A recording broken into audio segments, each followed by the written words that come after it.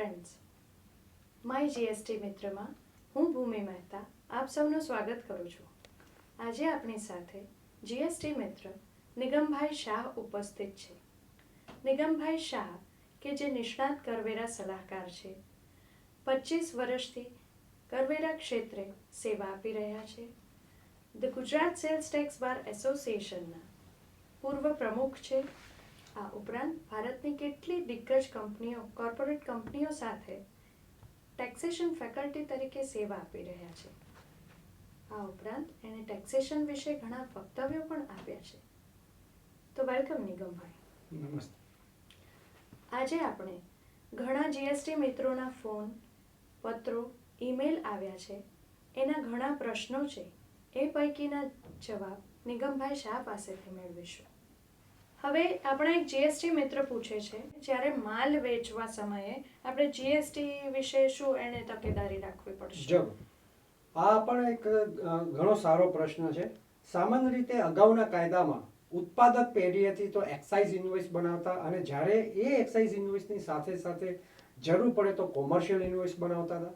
ત્યાર પછી એક્સાઇઝ કાયદા અન્વયે પ્રત્યક્ષ કે પરોક્ષ રીતે એવા કોઈ ફરજિયાત ડોક્યુમેન્ટરી એવિડન્સ અથવા તો એવા પ્રકારના ફરજિયાત ડોક્યુમેન્ટરી એવિડન્સ જે કાયદામાં પ્રતિપાદિત કરેલા હોય એવા ડોક્યુમેન્ટ બનાવતા.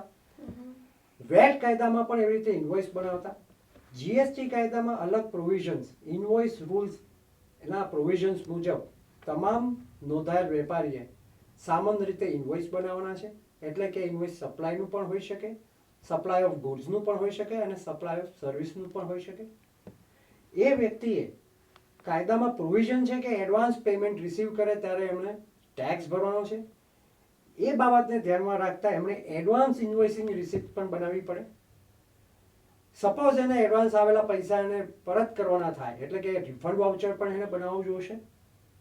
એ વ્યક્તિએ ક્રેડિટ નોટ તેમજ ડેબિટ નોટ પણ બનાવવી જોશે. અગાઉના કાયદામાં ક્રેડિટ નોટ ને ડેબિટ નોટના પ્રોવિઝન્સ હતા, પરંતુ એમાં ટેક્સ લીધો તો પણ કે ન લીધો તો પણ એના પ્રોવિઝન્સ અલગ અલગ હતા, અને એના પર વેરાકીય જવાબદારીને પ્રશ્ન આવતો.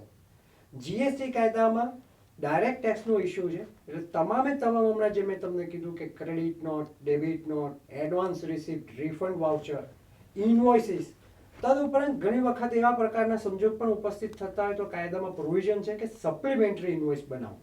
તો આ પ્રકારના એમણે ડોક્યુમેન્ટરી એવિડન્સ બનાવવા જોઈશે. એટલે કે જ્યારે હું જે કંઈ વ્યવહાર કરું છું એ વ્યવહારના અલગ અલગ સ્વરૂપ પ્રમાણે ડોક્યુમેન્ટરી એવિડન્સ એમણે બનાવવા જોઈશે. અને સૌથી અગત્યનું હાલના તબક્કે જો કે જીએસટી કાયદો આવનાર છે, એમાં ઈ વે બિલ એટલે કે અગાઉ જે આપણે ઈ સુગમ, ટ્રાન્ઝિટ પાસ, આપણે ગુજરાતમાં 402, 403 આવા બધા જે ફોર્મ હતા એ ફોર્મને કન્વર્ટ કરીને ઈ વે બિલનું જ્યારે પ્રાવધાન કરવામાં આવ્યું છે. હાલાકી અત્યારે જીએસટી કાયદામાં નજીકના ભવિષ્યમાં એનું કોઈ 2-3 મહિના નથી આવવાનું, અપ ટુ સપ્ટેમ્બર. પણ આ વેપારીએ સૌથી પહેલા ઈ વે બિલ બનાવવાની પણ પ્રોવિઝન છે, અને એના મુજબનો પણ એને વ્યવહાર કરવો પડશે. તો દરેક વ્યક્તિએ, દરેક નોંધાયેલ વેપારીએ એ મુજબના વ્યવહારો કરવા ખૂબ જ જરૂરી છે.